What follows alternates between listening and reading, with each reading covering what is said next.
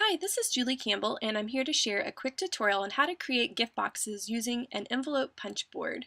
There are so many things that you can do with this tool other than make envelopes, so I wanted to share with you one simple way that you can really put this tool to good use. So this is the punch board, and I'm also using a piece of 12 by 12 pattern paper. This paper is from Studio Calico's Bluegrass Farm collection. You can also use cardstock, either works really well. There are measurements here at the top of the tool, and I'm lining my paper up on the 3-inch measurement line. Once it's lined up on the 3-inch mark there, I'm pressing the button here at the top that punches the paper. And then I'm using this score tool, which comes with the envelope punch toolkit, and I'm using that to create a score line. And you can see that there's a indentation in the board, and that just directs the scoring tool so that it creates a perfectly scored line.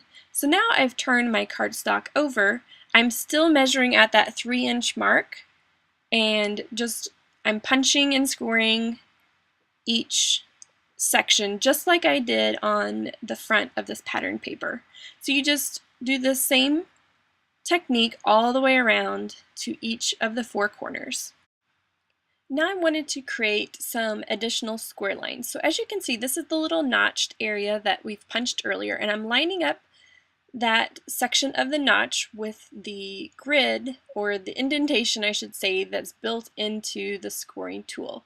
So basically that's allowing me to create a score line that goes straight to the bottom of each of those punched areas. So I'm just lining that up, making sure my paper is nice and straight at the top.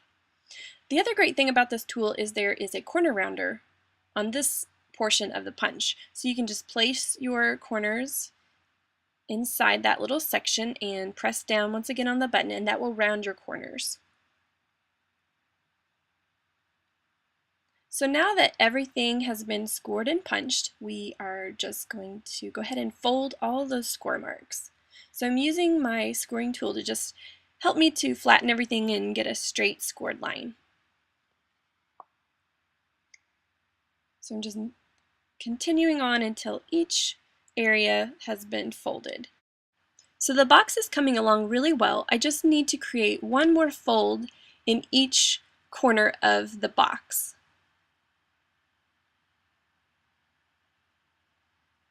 So what you do, you just pull the box together and you just meet the corners and then just press with your fingers to create a little crease. Basically you're kind of creating a triangular shape on the inside of the box with those little flaps.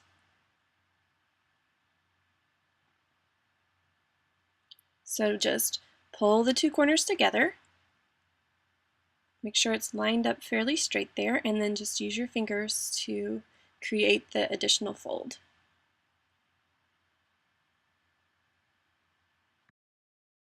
So now that everything has been scored and folded and punched, it's time to adhere the box together.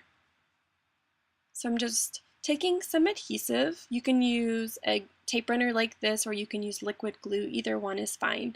And just apply a little bit of adhesive to the inside area of the triangular pieces that we had just folded. And then turn your piece of paper over and apply a little bit of adhesive once again to part of that triangular section. That's just going to allow each element to adhere together. So just use your fingers to get the paper to adhere to one another and to just fit inside the box so that the flaps are actually flat down to the box and they don't protrude into the opening of the box.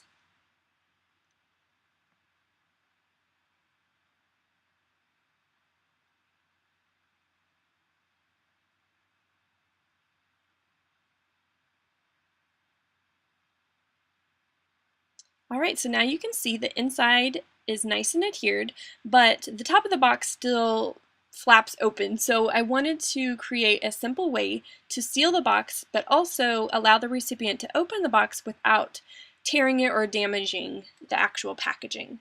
So I'm taking a small round Velcro adhesive circle, and I'm just adhering that to the lip of that box flap, and so now it can be closed and opened repeatedly and the box has stayed intact. Now on my original box I decorated it with a ribbon rose, which I have a separate tutorial for that and I will provide a link on my blog.